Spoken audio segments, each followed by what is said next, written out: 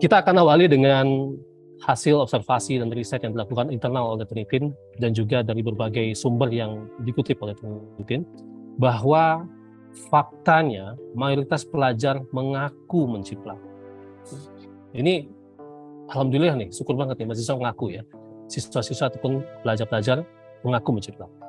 Seperti 55% siswa sekolah menengah mengaku melakukan plagiat. Kalau mahasiswa lebih tinggi lagi, mahasiswa mengaku melakukan plagiat. Ya. Bahkan 50%-nya juga menggunakan sumber-sumber validitas akademik yang lemah, seperti disampaikan oleh Prof. Zaman tadi ya. Dan juga ada 16% yang berasal dari situs penjual makalah. Nah, ini yang luar biasa. Ini yang masih underground ya. Penjual-penjual makalah, joki-joki karya ilmiah ya. Atau yang biasa disebut essay mills, perusahaan-perusahaan essay mills. Ghostwriter, penulis hantu. Mungkin ini belum menjadi PR yang betul-betul ingin diselesaikan di negara kita. Tapi kalau kita melihat ke tetangga, ke Australia, mereka sudah punya suatu regulasi untuk memerangi ghostwriting atau contract cheating ya. Artinya kita berkontrak, melakukan kontrak untuk melakukan cheating, penipuan. Bukan kita yang buat, tapi minta orang yang buat, apakah itu berbayar atau tidak. Ada banyak kita temukan, nggak hanya di negara lain, di Indonesia kita kalau cari, bahkan kemarin beberapa bulan yang lalu, Kompas.id pernah membahas tentang jasa-jasa ini ya, yang hadir di conference proceeding yang datang menawarkan jasanya kepada dosen-dosen atau peneliti. Sini kita buatkan. Kalau mau kita untuk proofreading aja sekian. Kalau kita buatkan dari awal sampai akhir sampai terbit 150 juta atau 100 juta. Ini kan luar biasa, miris. Jadi tidak hanya plagiat sebenarnya yang menjadi PR ya di negara kita. Bapak Ibu tentu pernah lihat berita ini. Ya di Tempo di tahun 2016, seperempat esai mahasiswa Indonesia terindikasi plagiat. Ini berita tentang apa? Berita ini membahas tentang mahasiswa-mahasiswa Indonesia yang sedang mengajukan beasiswa kalau nggak salah saya ke Amerika ya. Jadi lembaga itu begitu mereka menggunakan platform teknologi untuk mendeteksi similarity, di situ mereka memutuskan bahwa 25% itu melakukan plagiat mahasiswa Indonesia. Kita tentu tahu Bapak Ibu, atau Bapak Ibu juga mungkin yang pernah apply beasiswa ke luar negeri, kita tahu bahwa orang-orang yang berani mengajukan beasiswa ke Amerika contohnya atau ke negara-negara lain tentu orang-orang yang paham kondisinya, paham kemampuannya, tahu kapabilitasnya, dia bisa mengukur bahwa saya mungkin akan terima. Artinya mereka-mereka yang mengajukan beasiswa ini orang-orang yang bukan mahasiswa sembarangan atau siswa yang sembarangan, siswa yang dengan reputasi, prestasi dan akademik yang luar biasa tentunya, menengah ke atas Pak. Nah, tapi masih ada seperempat yang terdeteksi plagiat. Gimana dengan mahasiswa-mahasiswa yang umumnya? Bagaimana dengan siswa-siswa yang umumnya? Ini yang tentu menjadi penting. Selanjutnya ada seorang praktisi yang mengatakan bahwa di Jawa Pos ya tahun 2021 kasus plagiarisme di tingkat SD hingga SMA mencapai 94%. Kita tentu bergidik ya baca judul ini ya, dan apalagi baca beritanya. Ini apa sebenarnya yang terjadi? PR ini sebenarnya siapa yang harus menyelesaikan? Apakah PR ini Kementerian Pendidikan saja, institusi pendidikan, atau juga melibatkan swasta seperti Trinitin dan lain-lainnya? Atau juga orang tua, mahasiswa itu siswa itu sendiri. Tentu ini kalau kita lihat tadi apa yang disampaikan oleh Prof. Zaman tadi, sebenarnya hal ini sebenarnya harus sudah ada dalam diri kita sendiri. Tanpa adanya aturan sebenarnya, kita sudah harus tahu bahwa etikanya benar atau enggak. Karena yang namanya kita menciplak atau mencuri kata orang melakukan plagiat itu kan kegiatan yang sebenarnya kita tahu itu melanggar dalam norma apapun, dalam agama apapun, gak hanya agama Islam atau agama yang samawi dan segala macam, tentu ini sesuatu yang melanggar.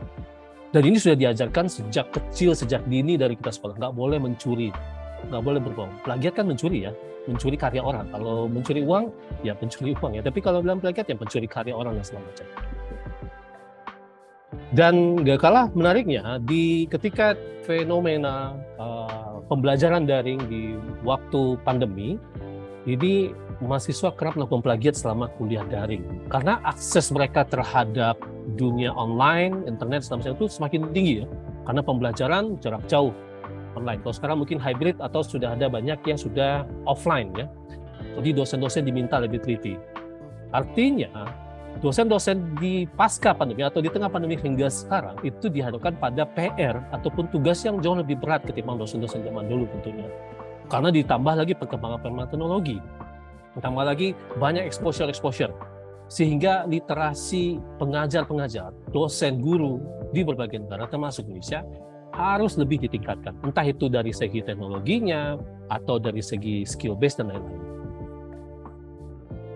Nah, di kampusnya Prof. Juneman, ini ada berita yang menarik ini, 2021 ya. 2022 juga ada banyak berita ya.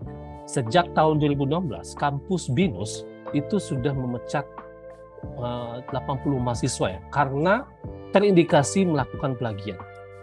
Nggak hanya S3, nggak hanya S2, tapi juga dari level degree ya. Artinya, Bapak Ibu tidak usah kaget di sini, karena waduh kampus kita kapan ya? Enggak. Artinya yang ingin kita sampaikan di sini adalah BINUS sebagai salah satu kampus di swasta di Indonesia betul-betul serius dalam ingin menangani potensi-potensi plagiat. Ingin betul-betul menjadikan kampus sebagai ruang-ruang akademik yang bersih dari pelanggaran-pelanggaran. Tapi tentunya ini tidak mudah Bapak Ibu. Bukan berarti rektor BINUS bangun-bangun pagi langsung bilang, oke, mulai hari ini kita akan pecat mahasiswa, kita buat peraturan. Enggak. Itu tentu melalui perjalanan panjang. Kami pernah mengundang salah seorang guru besar di BINUS ya, jadi pembicara waktu itu bareng-bareng, seperti Prof. Juneman juga. Beliau menyatakan bahwa BINUS tuh banyak melakukan langkah. Pertama, langkah edukasi terlebih dahulu. Edukasi semuanya, mulai dari atas, dari dosen sampai ke mahasiswa. Kemudian disosialisasi, lalu continuous learning dan segala macam, diberikan feedback, dilihat, lalu dibaca datanya, bagaimana, ada perubahan nggak? Semakin lari, semakin kelihatan perubahan. Barulah kemudian disiapkan infrastruktur lainnya. Apakah itu platform teknologinya, ataupun dari segi policy ataupun kebijakannya, barulah kemudian bisa dihasilkan. Jadi tidak serta-merta begitu bangun pagi langsung bisa seperti itu. Kampus yang kedua yang kita ketahui, setidaknya ada 2 kampus di Indonesia yang sudah punya regulasi untuk ini ya, ataupun policy ya, yaitu kampus SGU, Swiss German University. Waktu itu rektornya juga sempat webinar bareng dengan Turitin waktu itu, kita undang sebagai pembicara, menyampaikan juga bahwa mereka tidak akan meluluskan mahasiswa yang melakukan plagiat ya. Di kampus-kampus lain juga secara sporadis kita tahu ada peraturan internal mungkin tidak dipublikasi, akan melakukan ini tindakan-tindakan seperti pelanggaran akademik, mungkin akan diberi sanksi-sanksi. Mungkin sanksi akhirnya pemecatan, tapi mungkin tidak belum terstruktur sehingga ada regulasinya tertulis ya seperti itu. Nah ini tentu menjadi catatan. Kalau jadi pertanyaan apakah ini baik atau tidak, tentu kita harus riset lagi. Tentu ada risetnya ya. Apakah plagiat yang dilakukan di kampus yang sudah membuat regulasi ini berkurang atau meningkat. Tentunya dengan ada regulasi itu salah satu yang membuat edukasi itu bisa berjalan dengan nyaman Bapak Ibu. Kalau seandainya tidak ada regulasi atau kebijakan, edukasi ini akan berjalan timpang. Tidak ada yang mengatur. Loh kalau melakukan ini gimana? Edukasinya pengen meluruskan, tapi tidak ada nih yang ibaratnya nggak ada stick yang ngetok-ngetok. Jangan belok kanan, jangan belok kiri. Lurus saja, ini ikutin arahan seperti ini. Itu yang paling penting.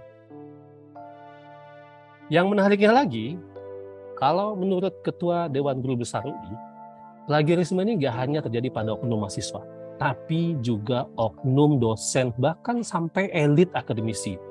Bapak Ibu bisa googling, jejak digital memang kejam Bapak Ibu. Kita bisa googling, ada banyak elit akademisi, levelnya rektor, profesor, bahkan public figure yang terindikasi melakukan plagiat ya, ataupun cheating ya seperti itu. Tentu ini sesuatu yang menjadi presiden yang nggak baik ya. Tentu bisa saja mahasiswa lah itu profesornya melakukan ini, itu rektornya melakukan ini. Bahkan di negara luar juga ya, seperti tadi dijelaskan oleh Prof. Juneman tadi, di Mesir, di negara-negara yang lain seperti itu, di Jerman mereka betul-betul tegas ya. Di Indonesia juga kita sudah punya regulasi. Integrity ya, integrity ini bahasa mudahnya, integritas itu bahasa mudahnya kejujuran, jujur. Pertanyaannya, ada nggak di dalam keluarga Indonesia yang tidak mengajarkan kejujuran sejak dini? Ini yang tentu jadi pertanyaan. Artinya, integritas ini adalah bawaan sejak lahir. Jadi nggak perlu sebenarnya diatur-atur dengan undang-undang. Ya, saya setuju dengan apa yang disampaikan oleh Prof. Juneman tadi. Kalau seandainya kita menunggu undang-undang baru kita mau jujur, ini tentu jadi problem buat kita ya. Artinya kejujuran kita itu ada nilai tawarnya, ada nilai sesuatu yang wah ini bisa ditawar-tawar nih. Jadi nggak sesuatu yang melekat pada diri kita. Padahal dalam norma apapun, dalam agama apapun, yang namanya integritas itu ada sesuatu yang wajib ya, penting ada. Bapak Ibu, kita tahu bahwa plagiarisme itu tidak datang tiba-tiba. banyak faktor-faktor yang mempengaruhinya. Bapak Ibu tentu banyak baca riset-riset ataupun observasi bahwa salah satu yang membuat orang melakukan plagiat adalah orang-orang yang memiliki habit, kebiasaan menunda-nunda waktu, procrastination. Jadi suka menunda tuh, time management, manajemen waktunya buruk. Apalagi orang kita ya, orang Indonesia sering dituduh nggak on time. Wah, dituduh jam karet, janjian jam 10, jam 10.15 belum datang, ditelepon sama temannya. Di mana bro? Nggak ketemu. Jadi bro, OTW, padahal masih di rumah. Nah ini nih yang menjadi bibit seseorang itu bisa terjebak pada jebakan-jebakan apa lagi. Tertarik untuk mencari cara-cara, gimana? Contohnya zaman saya kuliah dulu, karena saya termasuk mahasiswa non-milenial, mahasiswa zaman kolonial. Di zaman dulu kan dosen-dosen bilang, mahasiswa bikin tugas ini, kumpulkan minggu depan. Ketika dikumpulkan minggu depan, itu mahasiswa-mahasiswa itu rata-rata tidak mencicil dari mengerjakan dari hari pertama, kedua, ketiga, sampai ke hari terakhir, katakanlah 7 hari diberikan waktu. Rata-rata menggunakan teknik yang waktu itu fenomenal, SKS, sistem kebut semalam. Jadi semalam sebelum deadline, udah sibuk. Bahkan ada yang lebih canggih lagi, dia udah tandain di kelas itu siapa yang paling rajin bikin tugas, lalu datang pagi-pagi janjian, pinjam ya tugasnya saya mau salin. Nah, itu lebih biasa, itu sejam sebelumnya, sejam sebelum deadline, dia salin. Ya kata temannya bisa saja, oke, jangan ini ya salin semua, tolong dimodif ya. Tapi kan namanya orang menyalin ya, kadang-kadang kalau waktunya cukup ya salin aja semua, kumpulkan. Oke, pada waktu itu mungkin dosen-dosen kita, pemeriksa-pemeriksa kita waktu itu mungkin belum memiliki teknologi seperti yang ada sekarang ya, banyak ya, seperti salah satunya teknologi platform Turnitin Feedback Studio untuk memeriksa seniority ini. Sehingga ya punya keterbatasan. Tapi, seperti tadi disampaikan oleh Profesor Umar, sebenarnya dosen-dosen kita zaman dulu itu memiliki literasi yang luar biasa. Jadi dengan membaca, dia bisa lihat, ini nggak mungkin nih, paragraf ini nggak mungkin dihasilkan oleh mahasiswa S1, mahasiswa S3 nggak mungkin, D3 nggak mungkin. Ini kalimat-kalimat ini, ide-ide seperti ini bisa muncul dalam sebuah paragraf, ditulis oleh orang dengan kemampuan level pendidikan postdoktoral misalnya. Calon kandidat doktor.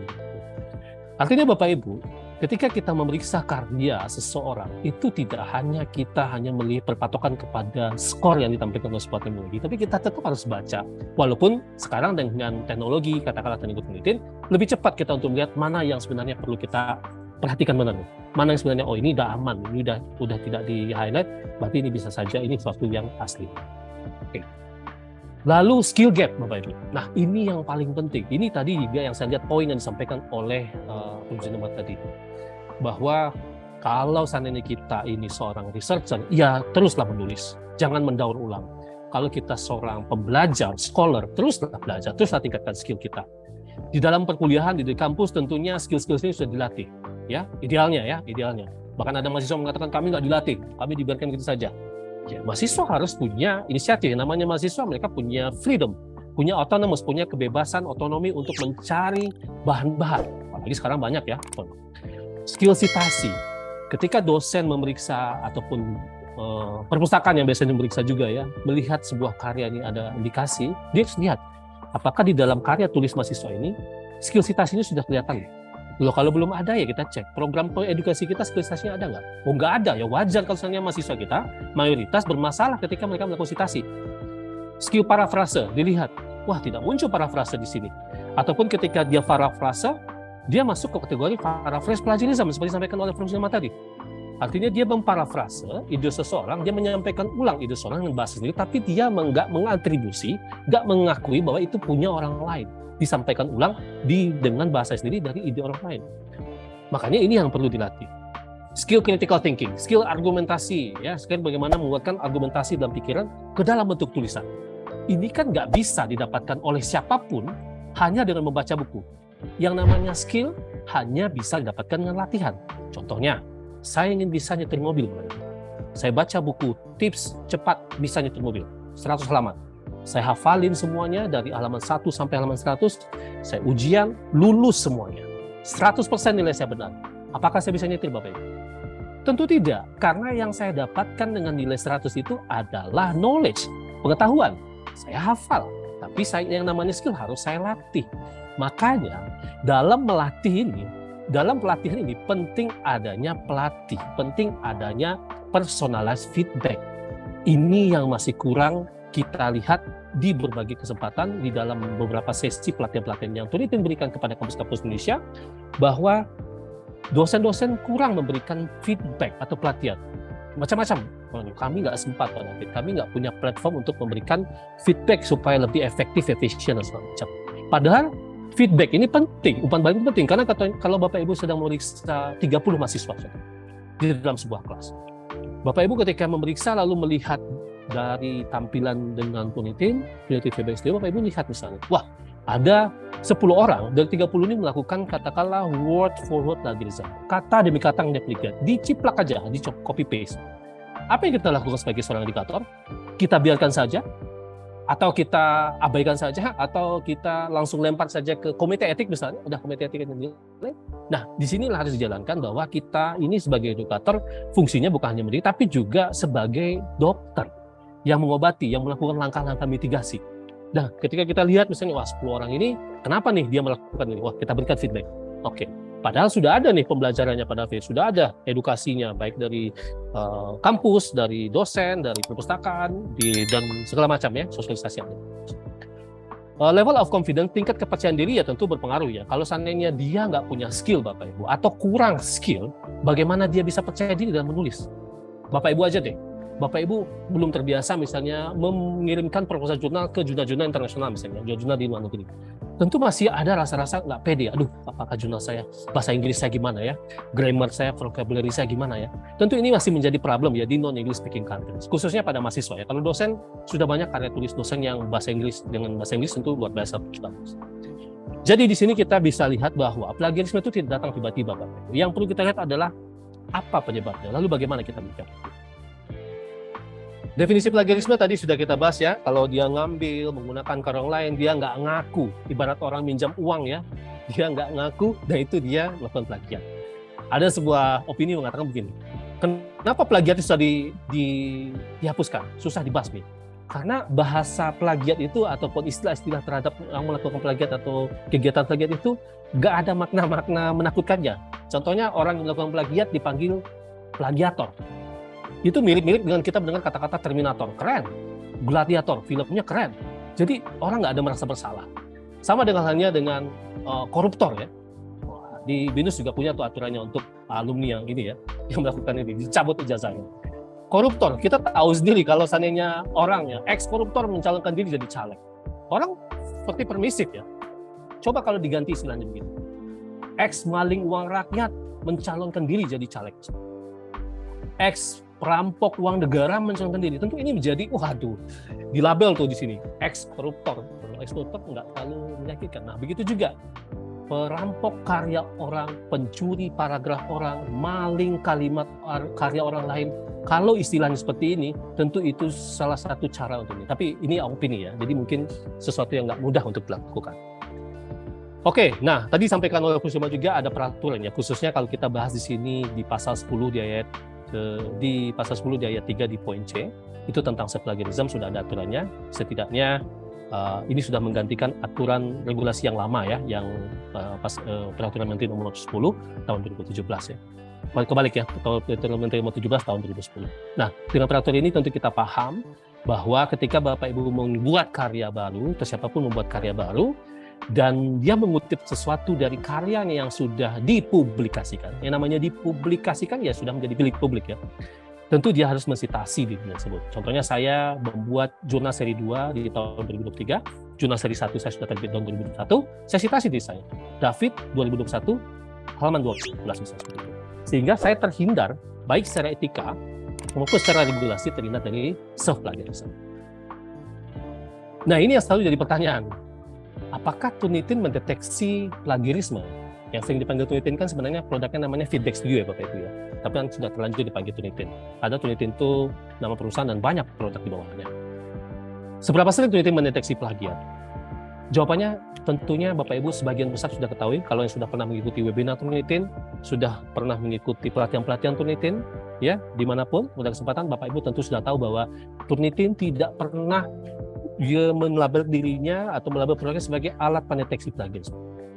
Bukan itu yang harus dilakukan. Jadi artinya Turnitin itu sejak didirikan sejak tahun 1997 berusaha menjadi integrity company, perusahaan integritas ya, produk-produk integritas.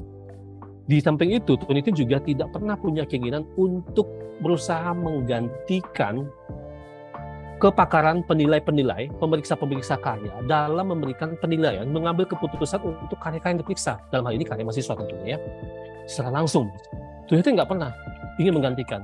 Walaupun Turnitin punya departemen AI, departemen kecerdasan buatan, yang sudah beberapa tahun ini bekerja dengan luar biasa ya.